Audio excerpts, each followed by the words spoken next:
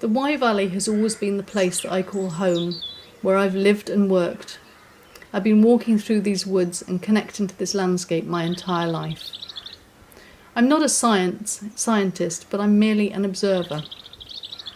What I see is that this valley is a precious slither of land, revered for its natural beauty and its picturesque qualities.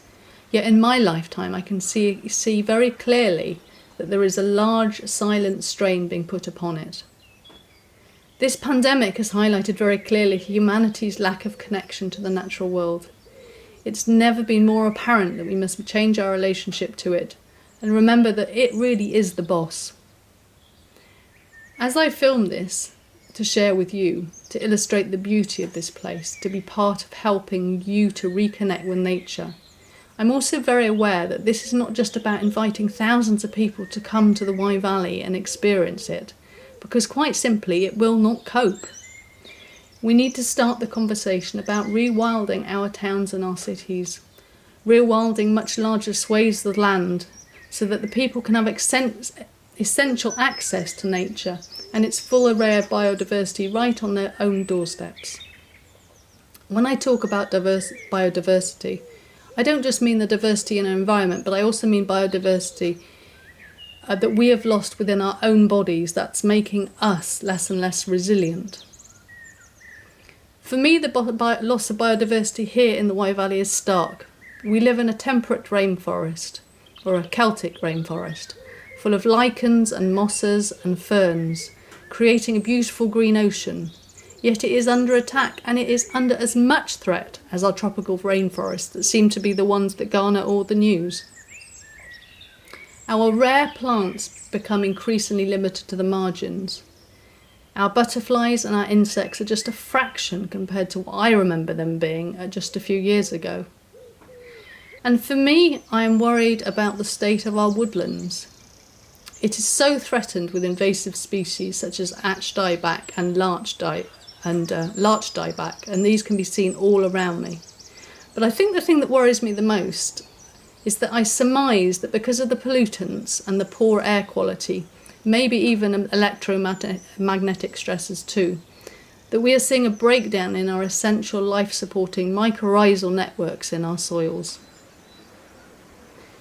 Our beautiful river that meanders through the heart of the valley, albeit perhaps cleaner than it was in post-industrial times, still has an unacceptable level of contaminants and plastic waste flowing down it.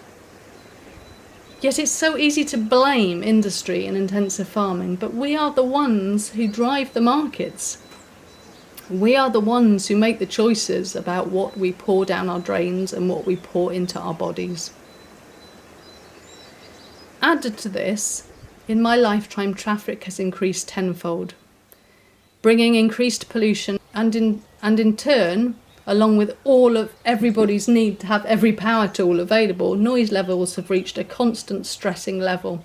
There is rarely a quiet moment. Whilst trying to film this and record the sounds that I wanted to share with you, it was extremely hard to find peace and quiet to actually hear the natural sounds.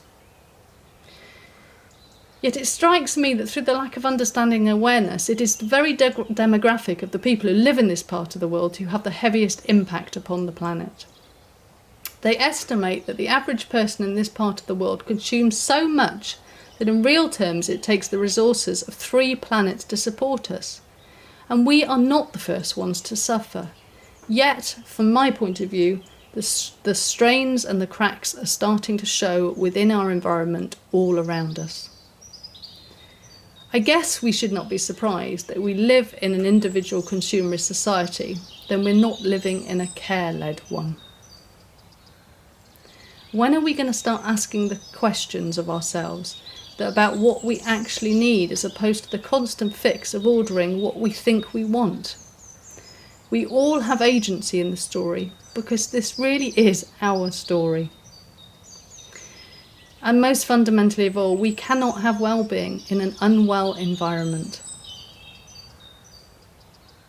I do believe that we're capable of great and rapid change, and nature has the ability to respond and regenerate in a credible way if we do not push it too far. And of course, there are some conservation success stories, just nowhere near enough of them. All I know is that if we don't start walking more lightly on this earth and being more aware and more responsible, the beauty of our valley, our home, will slowly and silently disappear around us.